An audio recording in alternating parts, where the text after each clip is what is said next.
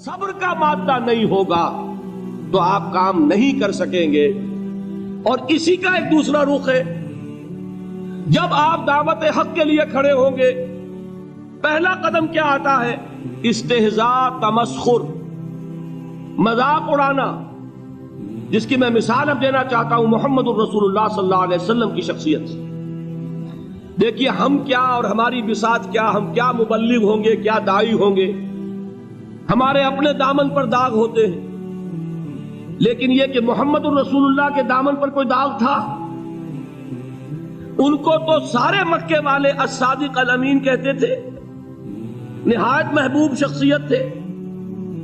ان کے لیے تو جا صادق، جا الامین، یہ الفاظ سننے میں آتے تھے، آنکھوں کا تارا. لیکن جب آپ نے دعوت اب شروع کی، اب قرآن مجید میں دیکھیے، کسی نے کہا مجنون ہو گئے، دماغ خراب ہو گیا، پاگل ہو گئے، اجی شاعر ہیں، کچھ شعر توڑ لیتے ہیں، ہم پر بہت جماتے ہیں. کسی نے کہا ساحر ہیں، کچھ جادو سیکھ لیا ہے. یہاں تک کہ ایسے بدبخت بھی پیدا ہوئے، قرآن میں ہے ساحر کذاب، سحر کرنے والا جادوگر نہایت جھوٹا. یہ الفاظ کہے جا رہے ہیں کس کی شان میں؟ محمد الرسول اللہ صلی اللہ علیہ وسلم. قرآن میں نقل کیا گیا، یا ایھا الذی نزل علیہ الذکر انک لمجنون. کبھی آپ نے اس کا ترجمہ سوچا؟ ہے وہ شخص، دیکھیے تصور کیجئے، حضور جا رہے ہیں، تشریف لے جا رہے ہیں، کسی دعوت میں ہے، تبلیغ میں، یا ویسے ہی تشریف لے جا رہے ہیں، اور کوئی ایک جمگھٹا ہے لوگوں کا، ادھر سے فقرہ آتا ہے، تیر کی طرح لگتا ہے دل میں جا کر محمد کے صلی اللہ علیہ وسلم. اے وہ شخص جس کا یہ خیال ہے کہ اس پر کوئی ذکر نازل ہو رہا ہے، ہمارے خیال میں تو تمہارا دماغ خراب ہو گیا. یا ایھا الذی نزل علیہ الذکر انک لمجنون، کہا کہ نہیں کہا؟ اور یہ نہ سمجھیے کہ حضور صلی اللہ علیہ وسلم کے قلب مبارک کو تکلیف نہیں ہوتی تھی. میں قرآن سے ثابت کروں گا، میں کہیں کوئی کہانیاں بیان نہیں کرنا چاہتا. قرآن نے کہا ہے وَلَقَدْ نَعْلَمُ أَنَّكَ يَضِيقُ صَدْرُكَ بِمَا يَقُولُونَ. اے نبی ہمیں خوب معلوم ہے صلی اللہ علیہ وسلم کہ جو کچھ یہ لوگ کہہ رہے ہیں اس سے آپ کا سینہ بھجتا ہے، یہ جو گھٹن ہوتی ہے، صدمہ ہوتا ہے. انکا یضیق صدرک بما یقولون، ہمیں خوب معلوم ہے کہ جو کچھ یہ باتیں آپ کو سننی پڑ رہی ہیں، یہ کڑوی کسیلی باتیں، یہ جو فکرے چست ہو رہے ہیں، استہزاء ہو رہا ہے، تمسخر ہو رہا ہے. سورہ ہجر میں ہے، ایک جگہ کھڑے ہوئے لوگ قرآن کا مذاق اڑا رہے ہیں، بھائی فلاں آیت تم لے جانا، فلاں آیت میری ہوگی، اس کے ٹکڑے کر رہے ہیں، اس کے ٹکڑے حصے بکھرے کر کے قیمہ بنا کر ان آیات کا تمسخر اڑا رہے ہیں. ایک جگہ قرآن مجیدی میں مذکور ہے کہ فرشتوں کا مذاق اڑ رہا ہے. بھائی یہ دیکھو محمد نے کہا ہے صلی اللہ علیہ وسلم کہ جہنم پر تو کل 19 فرشتے ہیں، علیہا 19 قرآن میں آیت نازل ہوئی. ایک پہلوان کہتا بھائی 10 کو تو میں سنبھال لوں گا، باقی 9 کا تم انتظار کر لو. یہ باتیں آ رہی ہیں حضور کے کانوں میں. کلام الہی کے ساتھ کیا سلوک ہو رہا ہے، مجھ پر کیا فکرے چست کیے جا رہے ہیں، مجھ پر جس طریقے سے استہزاء اور تمسخر کا رویہ اختیار کیا گیا ہے، دل بھج رہا ہے، دل میں صدمہ ہے. دیکھیے سورہ نون ہے، اور میرے نزدیک یہ دوسری وحی ہے جو حضور پر نازل ہوئی ہے، اس کی ابتدائی آیات نون والقلم وما یسطرون ما انت بنعمت ربک بمجنون وان لک لاجرا غیر ممنون وانک لعلی خلق عظیم فستبصر ویبصرون بأیکم المفتون ان ربک هو یعلم بمن ضل عن سبیلہ وهو اعلم بالمہتدین. نون قسم ہے قلم کی اور جو کچھ یہ لکھتے ہیں. اے نبی آپ اپنے رب کی نعمت سے مجنون نہیں ہیں. یہ کیوں کہا جا رہا ہے؟ حضور کو جو صدمہ پہنچا ہے وہی نازل ہوئی ہے دل جوئی کے لیے، تسلی کے لیے. آپ کیوں برا منا رہے ہیں؟ اے نبی آپ کیوں صدمہ اور رنج اور اندوہ محسوس کر رہے ہیں؟ ان بدبختوں کے کہنے سے کوئی آپ مجنون ہو جائیں گے؟ مانتا بے نعمت رب کا بھی مجنون وَإِنَّ لَكَ لَأَجْرًا غَيْرَ مَمْنُونَ. آپ کو جو یہ صبر کرنا پڑ رہا ہے، آپ کو جو یہ جھیلنا پڑ رہا ہے، اس کی وجہ سے آپ کو وہ اجر ملے گا جس کا سلسلہ کبھی منقطع نہیں ہوگا. وَإِنَّكَ لَعَلَىٰ خُلُقٍ عَظِيمٍ. اور اے نبی آپ تو خلق عظیم کے حامل ہیں. آپ کا اخلاق، آپ کا کردار، آپ کی سیرت، آپ کی شخصیت میں طہارت، نفاست، پاکیزگی، آج تک دنیا نے کوئی پاگل، کوئی مجنون ایسا بھی دیکھا؟ یہ ساری باتیں اللہ تعالیٰ حضور کی دلجوئی کے لیے فرما رہے ہیں. اس سے آپ اندازہ کیجئے کہ کتنا صدمہ ہوتا ہوگا. یہی ہے، اس ساری چیز کو جمع کیجئے تو یہ چیز کیا ہے؟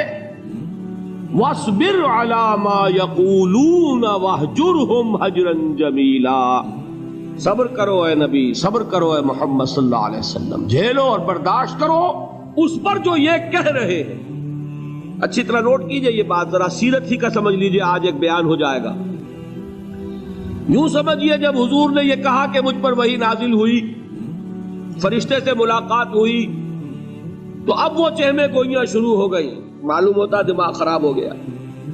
دیکھیے ہم نہیں کہتے تھے یہ جا کے غار حرا میں بیٹھتے ہیں، کئی کے دن رہتے ہیں، بھوکے رہتے ہیں، وہ خشکی چڑھ گئی نا. آخر یہ جس طرح کی باتیں دنیا میں آج ہوتی ہیں اسی طریقہ کی باتیں ہوتی ہیں. عتبہ ابن ربیعہ ایک مرتبہ آتا ہے، کیونکہ قریش کے بڑے لوگوں میں سے تھا، تو قریب آ کر بڑی اپنائیت کے ساتھ، بڑی شفقت کے ساتھ، بڑے بزرگانہ انداز میں کہتا ہے بھتیجے حضور سے، بھتیجے اگر واقعی کسی بد روح کا سایہ ہو گیا ہے تم پر، وہ آسیب آ گیا ہے تو مجھے بتا دو. میرے بہت سے عاملوں سے تعلقات ہیں، میں کسی کو بلا کر یہ تمہاری بدروح دور کر دوں گا. اب آپ سوچئے کیا بیتی ہوگی حضور کے دل پر. یہ وہ کیفیات ہیں، اور یہ نوٹ کر لیجئے 4 برس تک یہی شکل رہی ہے. مخالفت اسی نوع سے ہوئی ہے جس کو کہتے ہیں فزیکل پرسیکیوشن، جسمانی تشدد. وہ پہلے 4 سال نہیں ہوا. اس کی وجہ کیا ہے کہ در حقیقت جب بھی کبھی کوئی ایسی دعوت اٹھتی ہے، اب مجھے اجازت دیجئے میں ایک لفظ انقلاب یہاں استعمال کر لوں، انقلابی دعوت. کل میں نے کہا تھا نا، ایک ہوتی ہے خالص مذہبی تبلیغ، ایک ہوتی ہے انقلابی تبلیغ. مذہبی تبلیغ کی سب سے بڑی مثال عیسائیت کی تبلیغ، اور انقلابی تبلیغ کی سب سے بڑی مثال اشتراکی تبلیغ. میں باہر سے مثالیں دے رہا ہوں، اندر سے نہیں دینا چاہتا. آگے یہ کہ یہ قدر گفتے ہیں، باقی فکر کن. آگے انسان اپنی عقل سے کام لے، سوچے، غور و فکر کرے. تو یہ انقلابی تبلیغ تھی محمد الرسول اللہ صلی اللہ علیہ وسلم. اور انقلابی تبلیغ کے اندر یہ بات جان لیجئے کہ پہلا رد عمل جو ہوتا ہے معاشرے کا وہ یہ ہوتا ہے کہ کوئی ایسی بات گھبرانے کی نہیں ہے. ایک آدمی کا دماغ خراب ہو گیا ہے اور کچھ سر پھرے قسم کے چند نوجوان اس کے ساتھ ہیں، ایسی کیا بات ہے گھبرانے کی؟ مشت خاک ہے، بس ان کو چٹکیوں میں اڑاؤ. جو چٹکیوں میں اڑانا کہلاتا ہے نا، اسی کو قرآن مجید میں ایک اور جگہ کہا گیا ہے، یریدون لیطفئوا نور اللہ بافواہہم.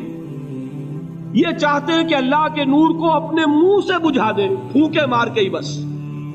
تو پہلا رد عمل جو ہوتا ہے ایک نظام کا، ایک کسی انقلابی دعوت کے خلاف، وہ رد عمل ہوتا ہے استہزاء، تمسخر، مذاق کرو. ان کو، جس کو آپ انگریزی میں کہتے ہیں ڈی مورلائز کر دو، ان کی ہمتیں جو ہے وہ ٹوٹ جائیں. ان کو اس طریقے سے، اسی کا نام ہے آج کل کی اصطلاح میں کیریکٹر اسیسینیشن. ان کی شخصیتیں جو ہیں ان کو داغدار کر دو، ان کا اعتبار ختم کر دو، ان کا استہزاء کرو، تمسخر کرو. اور یہ میں آپ سے عرض کر رہا ہوں اس وقت ایک گونا فخر کے ساتھ اور اللہ تعالیٰ کا شکر ادا کرتے ہوئے کہ میں نے جو کام بھی کیا ہے اس وقت پاکستان میں، آپ نے اخبارات میں دیکھا ہوگا، بڑا دقیانوسی مولوی ہے. بیگمات کا رد عمل جو ہوا وہ آپ کے علم میں ہوگا.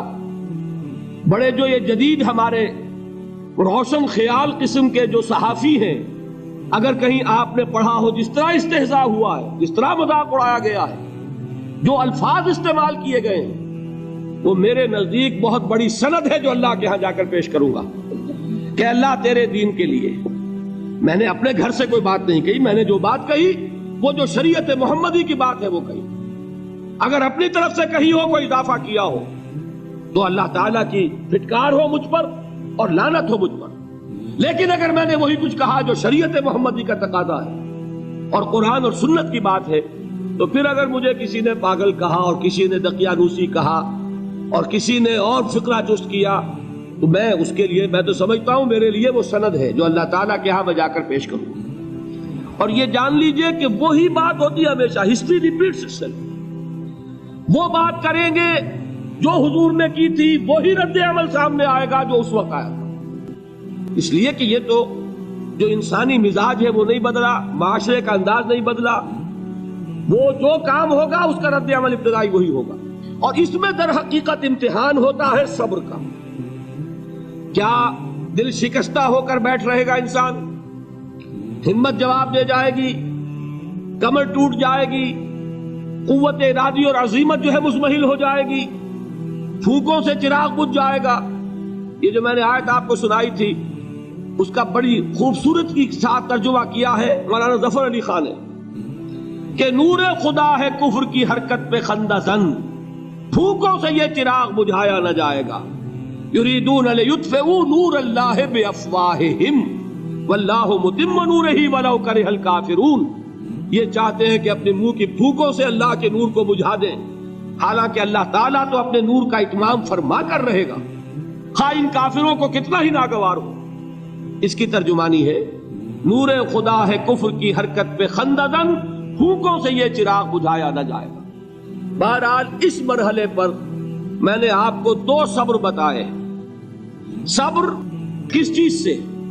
اپنا کیریئر دنیاوی جو بھی آپ حاصل کر سکتے تھے.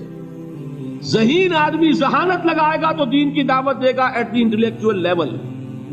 اور یہ بات جان لیجئے کہ یہ چیز دنیا میں کسی کمائی کا ذریعہ نہیں بن سکتی. اسے قربانی دینی پڑے گی کیریئر کی، اپنے مفادات کی، تب کام کر سکے گا. عام آدمی وقت لگائے گا، صلاحیتیں صرف کرے گا، اپنی وہی اس وقت سے اور توانائی سے پیسہ بنا سکتا تھا. آج کل تو آپ کو معلوم ہے کہ بڑی سادی ہو گئی ہے یہ حساب کتاب کی بات، بہت سادہ. ایک انسکلڈ لیبرر کا 1 گھنٹہ برابر ہے اتنے روپے کے، ایک سکلڈ لیبرر کا 1 گھنٹہ برابر ہے اتنے روپے کے. آپ تو ہر چیز کاؤنٹ کر سکتے ہیں، میئر کر سکتے ہیں. جو شخص 1 گھنٹہ لگا رہا ہے اس نے کچھ پیسہ خرچ کیا ہے نا، اسی وقت کو لگا کر وہ پیسہ بناتا، اسی ذہانت اور صلاحیت سے وہ کمائی کرتا. ادھر لگایا تو وہ جو کمی ہو رہی ہے اس کو برداشت کرنا، اس کو جھیلنا اور خوش دلی سے برداشت کرنا، یہ سمجھنا کہ در حقیقت یہ سب کچھ کیا ہے کہ اللہ تعالیٰ کے ہاں اس کا اجر و ثواب ملے گا. یہ صبر کا ایک رخ. اور استہزاء ہو، تمسخر ہو، مذاق اڑے، فقرے چست ہو، دقیانوسی کہا جائے، ریئیکشنری کہا جائے، یہ بڑے ریئیکشنری ہے، یہ بڑے پچھلے زمانے کے لوگ ہیں، اگلے وقتوں کے ہیں یہ لوگ، انہیں کچھ نہ کہو. جو کہا جائے سنو. وَاصْبِرْ عَلَى مَا يَقُولُونَ وَاهْجُرْهُمْ هَجْرًا جَمِيلًا. اور صبر کیجئے محمد صلی اللہ علیہ وسلم. دیکھیے کوئی پہلو ایسا نہیں ہے جس میں ہمیں ہدایت قرآن مجید سے اور سیرت محمد صلی اللہ علیہ وسلم سے مل نہ جائے. اگر اللہ تعالیٰ مقام دعوت پر فائز ہونے کی توفیق عطا فرما دے تو جو مرحلے پیش آئیں گے وہ آپ کو نظر آ جائیں گے سیرت محمدی میں صلی اللہ علیہ وسلم. اور اس وقت حضور سے جو کہا گیا اس سے آپ کے دل پر بھی، اس کے زخمی جو آپ کا دل ہے، آپ کے احساسات ہیں، اس پر مرہم رکھا جائے گا. وَلَقَدْ نَعْلَمُ أَنَّكَ يَضِيقُ صَدْرُكَ بِمَا يَقُولُونَ. ہمیں خوب معلوم ہے کہ جو کچھ آج تمہیں سننا پڑ رہا ہے اس سے تمہارا سینہ بھجتا ہے، تمہیں رنج اور صدمہ ہوتا ہے. لیکن وَاصْبِرْ عَلَى مَا يَقُولُونَ، جو کچھ یہ کہہ رہے ہیں اس پر صبر کیجئے، اس کو جھیلیے اور برداشت.